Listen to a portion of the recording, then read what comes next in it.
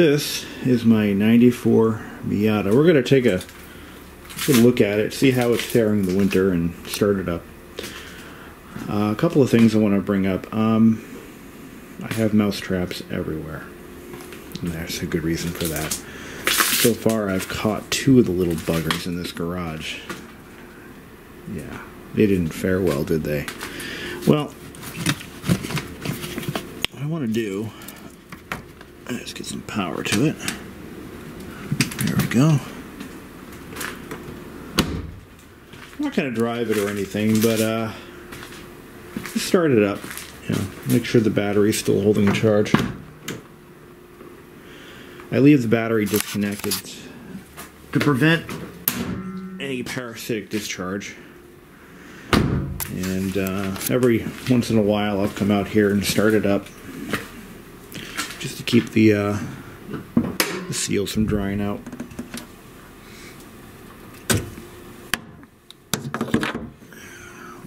This is mouse repellent. Keep the mice from trying to form nests in the top of the motor.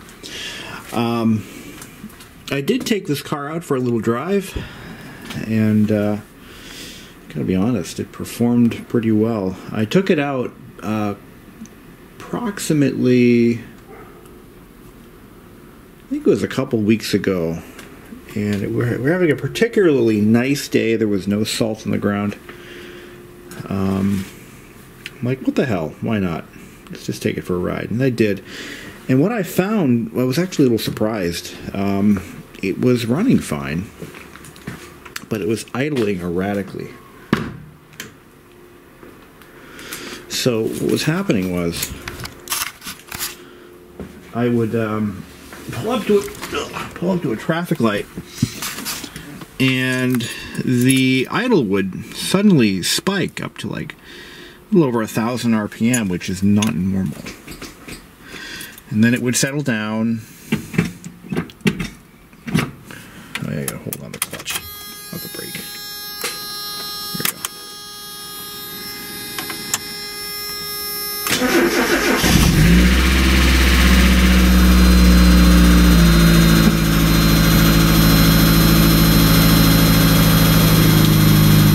That lifter noise is like the bane of every first-gen Miata owner. Oh, there it goes, it went away.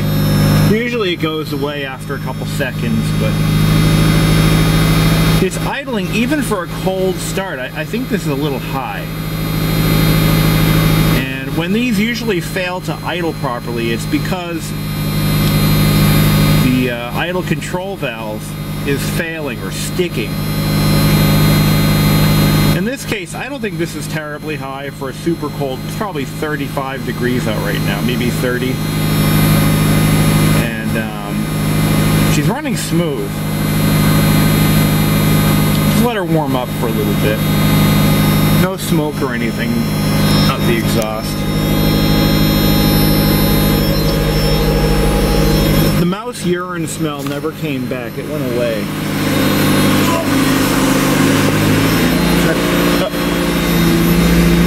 Well, we know the idle boost is working. It works off the power steering. You know, maybe that's what it was. I didn't even think of that until now.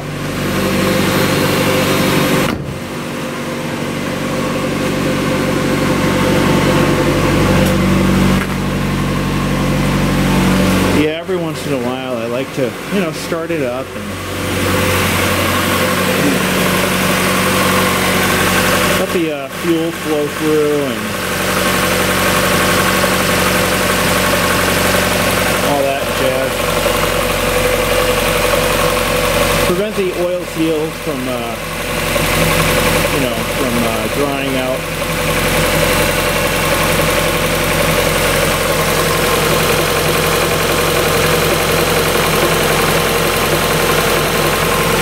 About what sort of things I want to do to the car this year, because I have plans. One of the things I want to do is I want to have this car professionally buffed, and there's a place nearby that'll do that, and they do a great job from what I've heard. they do is they'll use a DA buffing machine, and they'll get all the scratches kind of leveled off a little bit, all the little hairline scratches. It's, you know, the car doesn't have a single scratch on it like a traditional scratch. What it does have though are wear marks, you know, from previous waxing jobs and, you know, stuff brushing up against it. There is some damage that I caused to the paint. It was because of my car cover. What happened was I used to live in a condo, and I'd have to park the car outside in a garage. And in doing that, I couldn't just leave the car exposed when I wasn't driving it, especially in the rain, so I kept it covered.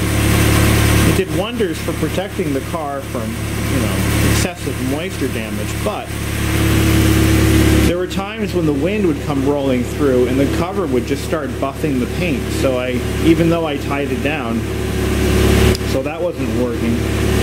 One of the biggest reasons I bought this house was because of this car, and I wanted a garage to store it in. And when this house came in the market, I bought it because it was like, sweet, perfect. If I ever get rid of this car, I'll get another one, another fun toy to drive around in. And I think I'm probably going to keep this car until it no longer is worth keeping. It could take a while. The idle's starting to calm down. Yeah, she sounds real smooth right now. That's good to hear. No unnecessary rattling or weird noises or exhaust leaks. This car still has the original exhaust on it, so that's good to know. Looks like we got something. I think I might have done that, but no, that almost looks like mouse damage. I just noticed. Whoops. Speaking of mice, I just tripped one of the traps I had over here. This looks like a mouse had been gnawing at it, but come to think of it, that might have been me when I was trying to clean this thing up. I'm trying to find some new ones. But the thing is, it's one of the biggest problems of storing a car in the winter is mice. They love to go in places that are warm and confined, or at least just confined. Air boxes. They love to go in the air boxes. They love to go in the cowlings. They try to work their way into the HVAC vents. They love carpeting. They love places like trunks where there's carpeting and sometimes debris to build nests out of. And I think I've managed to at least not let that happen yet. But I have caught 2 mice so far and my foot in this garage. The coolant level's starting to rise. That's good. It means it's doing its job. It's expanding.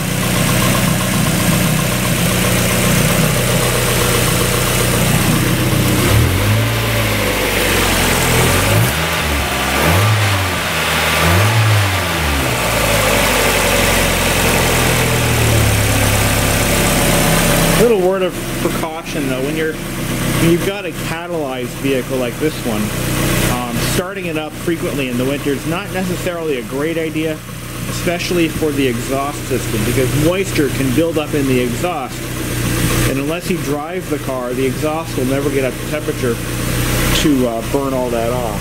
So you got to keep in mind that, you know, if you're going to run the car in the winter, I'm only going to do it this one time. The next time it gets started up, it's going to go for a drive. So what happens is the exhaust system can rust from the inside out, especially if you start it up for a short time, every couple of months or every couple of weeks.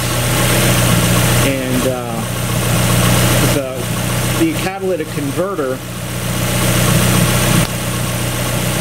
separates the exhaust stream. Well, basically it creates water, so that water can in fact cause corrosion in the exhaust if it's not burned out enough. You see this quite often in cars that are only driven for short trips on a regular basis. It's running pretty good. Well, let's check that idle. I see it's idling fine. But what I noticed is that when I depress the clutch, or let it out, it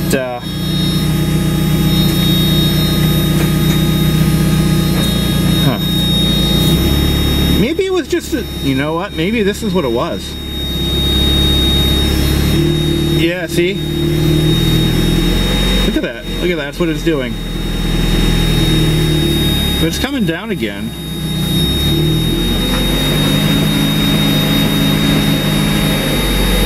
So maybe it's just overreactive. I don't know. I never noticed it do that when I drove it around last summer. So it's still up.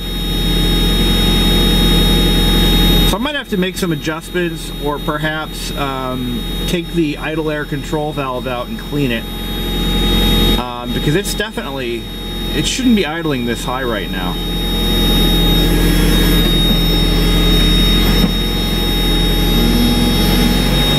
You know what it could also be? Yes, I know what it could be. I think the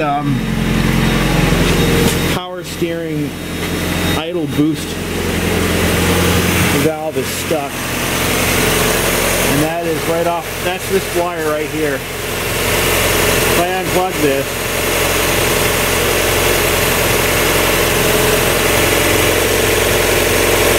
the idle could go down.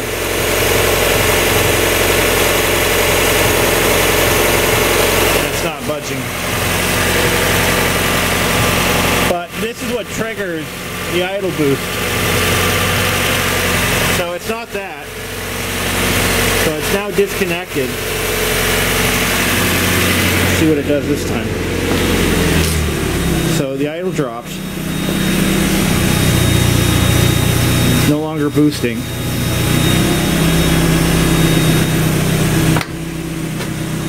Let's turn the AC on. Let's see what that does. Okay, compressor kicked in, I think. Alright, let's plug that idle boost valve back in.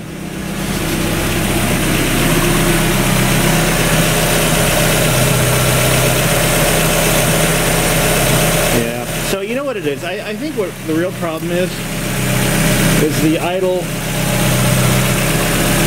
air control valve, which is this sucker right here, might be sticking, and it might be the result of the car sitting too long. That's probably all it is. I just wanted to take a few minutes out of my day and try to figure out what the hell was going on there. But yeah, it's like it's over boosting the idle and it's staying up.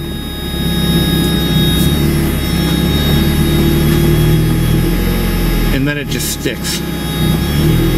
Problem could rectify itself on its own, so I'm just hoping that that's the case.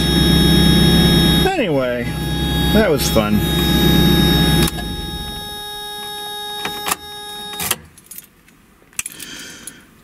But yeah, as far as future plans for this car, I mean, I'm not going to do any modifications. I'm not going to... In fact, it's pretty much exactly where I want it to be. I am going to actually replace these vents. I'll pop these out, put new ones in. I did try repairing one of these, and I did not have any success taking the vent apart to put new felt pads in there. So I'm going to just get new ones and... see if there's any mice in the glove box. Nope, no mice in there. No, the car smells actually pretty clean right now. I don't smell any funky odors other than the mouse repellent sacks, which I did put quite a few in here. No evidence of any mice forming any nests or anything crazy like that. When I bought the car, I did notice there was some evidence of a mouse making a home under the shifter. So it's possible that I didn't take the center console off because it's too damn cold. I don't want any plastic to crack, so it could always be the case. I don't know. I guess we'll find out in the summer. Maybe I'll take this apart and see what's going on. But nevertheless, I did drive the car for a short trip, to the hardware store, and it just it ran beautifully, and not a single hitch. I had to put some air on the tires, obviously, and it just did its thing. Probably, yeah, there's plenty of fuel in there. There's stabilizer in the fuel, so yeah, it will prevent the fuel from going sour. But anyway, I think I'm gonna call it a day.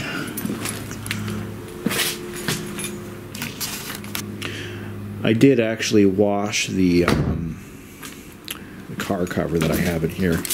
I didn't put it on the car because the cover was dirty and the car wasn't exactly clean, so when I parked the car I just left the cover off, and last night